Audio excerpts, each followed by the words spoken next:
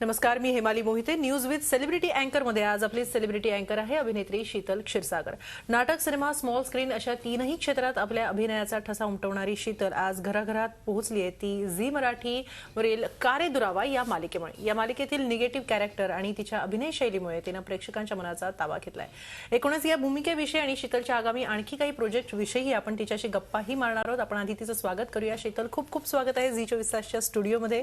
आणि अनेक विषयांवर गप्पा मारायच्या आहेत, मात्र आज ज्या खऱ्या रोलमध्ये तू आहेस तो रोल आधी आपण पूर्ण करूया, आपल्या बातम्यांकडे वळूया. नक्की. नमस्कार. धार्मिक आणि पारंपरिक पद्धतीने भगवंतांची साधना करणारे साधू महंत मोबाईलच्या विश्वरूपापुढे नतमस्तक झालेत. 21व्या शतकातील आधुनिक युगात होणाऱ्या नाशिकच्या या कुंभमेळ्यात याचा प्रत्यय येतो. साधू महंत केवळ फेसबुक आणि व्हॉट्सअपच नाही तर स्वतःच्या वेबसाईटचाही वापर करतात. नाशिकमधील ऑनलाईन साधूंचा हा खास रिपोर्ट.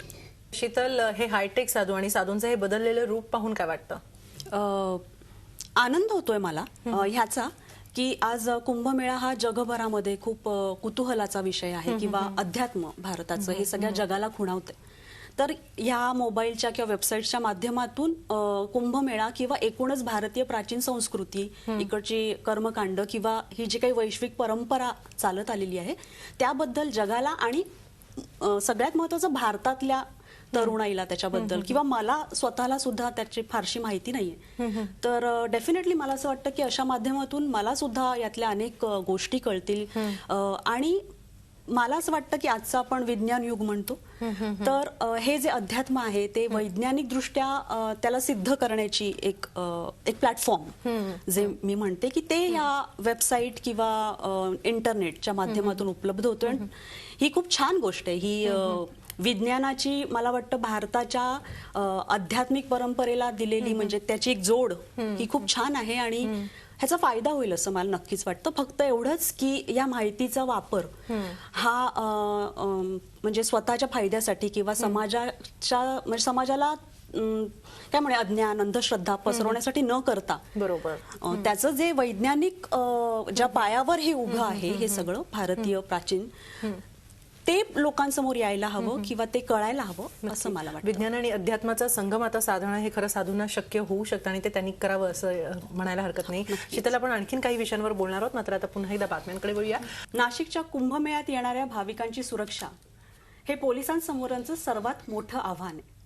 त्या दृष्टीने पोलिसांनी सगळी तयारी केली आहे, मात्र राजकीय नेते आणि कार्यकर्त्यांमुळे सुरक्षेत अडचणी येत असल्याची पोलिसांची तक्रार आहे.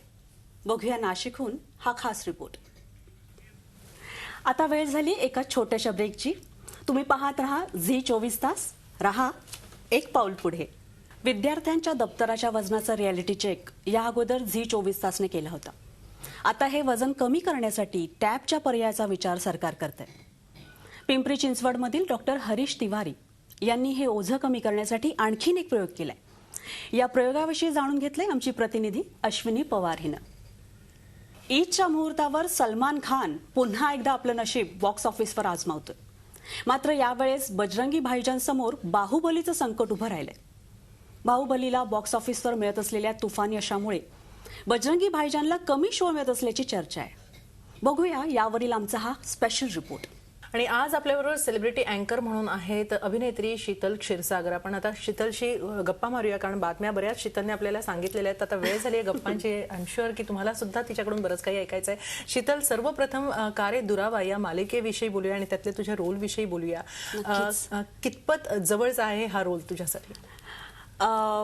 जवळचा म्हणजे जर नकारात्मक भूमिका किंवा त्यातला जो एक खडूसपणा असा जो आहे असं जर तू विचारत असशील तर ह्याचं उत्तर मला माहित नाही मी कसं देऊ शकेन. पण माझ्या आईला बऱ्याच जणी तिच्या वयाच्या अनेक बायका असं विचारतात की खरंच ही अशी वागते का घरामध्ये. तर मला वाटतं कदाचित ह्या ज्यांनी हा रोल कन्सीव्ह केला ते जालिंदर कुंभार, नमिता वर्तक, ह्या सगळ्यांचं हे यश आहे असं मला वाटतं की जे मी नाहीये किंवा असं म्हणूया की माझ्या व्यक्तिमत्वातले काही पैलू हे या भूमिकेत आले आहेत.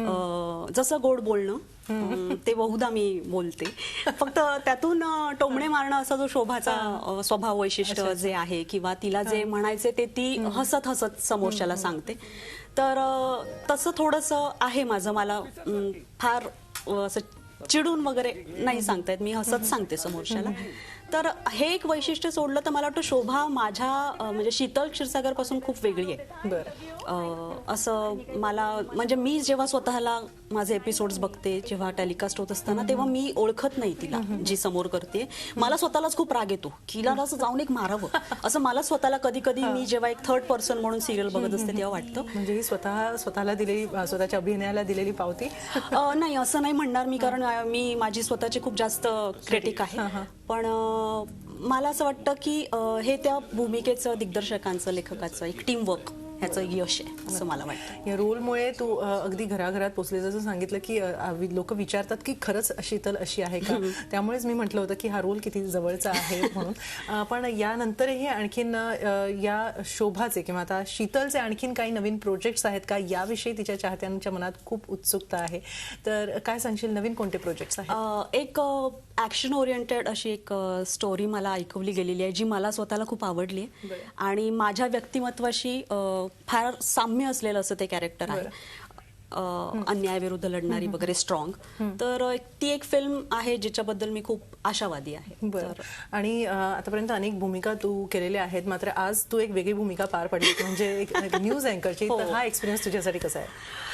भयानक. म्हणजे मला असं वाटतं की तुमचा हा जो रोल आहे, म्हणजे नुसतंच बातम्या समोर जगाला देणं, ह्याच्यापेक्षाही मला असं वाटतं की त्या योग्य रीतीने पोहोचवणं. आणि जशी मी सुरुवातीलाच एक जी मोठं गुफअप झालं माझ्याकडून, तर हे इतकं सोपं नाहीये. इथे बसून तुम्ही जगाला जी सांगता बातम्या, स्वतःला प्रेझेंट करणं, चॅनलला प्रेझेंट करणं, आणि हे खूप टफ असं मला हा रोल वाटला.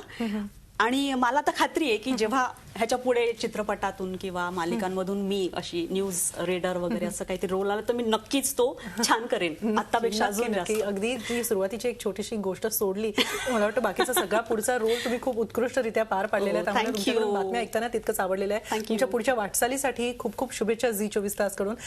त्याचबरोबर या खास कार्यक्रमामध्ये न्यूज विथ सेलिब्रिटी अँकरमध्ये आज इथंच थांबूया. ताज्या बातम्यांसाठी पाहत राहा झी 24 तास. रहा एक पाऊल पुढे. झी 24 तास रहा एक पाऊल पुढे.